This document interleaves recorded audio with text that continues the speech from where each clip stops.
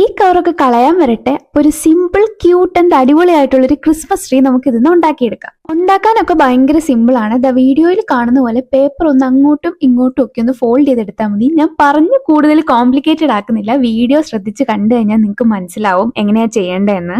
ഇതിനെ നമുക്ക് വേണമെങ്കിൽ ഒരു സസ്റ്റൈനബിൾ ക്രിസ്മസ് ഡെക്കോർ ഐറ്റം എന്നൊക്കെ വേണമെങ്കിൽ വിളിക്കാം. പിന്നെ പച്ച കളർ കവർ വേണമെന്ന് യാതൊരു നിർബന്ധവും ഇല്ല. ഈ മാക്സിന്നും ട്രെൻഡ്സിന്നും ഒക്കെ കിട്ടുന്ന പേപ്പർ കവർ തന്നെയാണെന്നുണ്ടെങ്കിൽ കുറച്ചുകൂടി ഒരു എസ്തറ്റിക് വൈബ് ഒക്കെ കിട്ടും ക്രിസ്മസ് ട്രീ. ഈ പേപ്പർ ഇങ്ങനെ പ്ലെയിൻ ആയിട്ടിരുന്നപ്പോൾ ഒരു ഗുമ്മില്ലായിരുന്നു. അപ്പോൾ ഒരു സ്നോ എഫക്ട് കിട്ടാൻ വേണ്ടിയിട്ട് വൈറ്റ് മാർക്കർ വെച്ചിട്ട് ഞാൻ കുറച്ച് സ്ട്രോക്സ് ഇട്ട് കൊടുത്തായിരുന്നു. ഇതുപോലെ ക്രിസ്മസ് ട്രീ ഒക്കെ പണ്ട് സ്കൂളിലും കോളേജിലും ഒക്കെ ചെയ്തിട്ടുണ്ടെങ്കിലും ഇതുപോലെ വേസ്റ്റ് കവർ എന്നൊക്കെ ഞാൻ ചെയ്തെടുക്കുന്നത് ഇത് ഫസ്റ്റ് ടൈം ആണ്. അപ്പൊ എനിക്കിതൊരു അടിപൊളി ഐഡിയ ആയിട്ട് തോന്നി. കാരണം ക്രിസ്മസിന് വേണ്ടിയിട്ട് ഇങ്ങനെ ഓവറായിട്ട് സ്പെൻഡ് ചെയ്യാൻ താല്പര്യമില്ലാത്തവർക്ക് ഇങ്ങനത്തെ ഐഡിയാസ് ഒക്കെ ഭയങ്കര ഹെൽപ്ഫുൾ ആയിരിക്കും.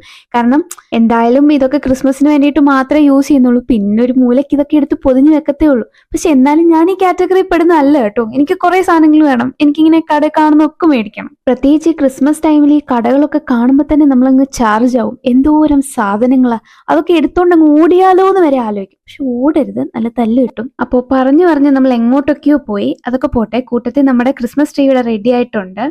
ഇനി ഇതായത് ഇങ്ങനെ ഒന്ന് ചെറുതായിട്ട് ഫോൾഡ് ചെയ്ത് എടുത്തുകൂടെ കഴിഞ്ഞ് കഴിഞ്ഞാൽ നമ്മുടെ പരിപാടി കഴിഞ്ഞു.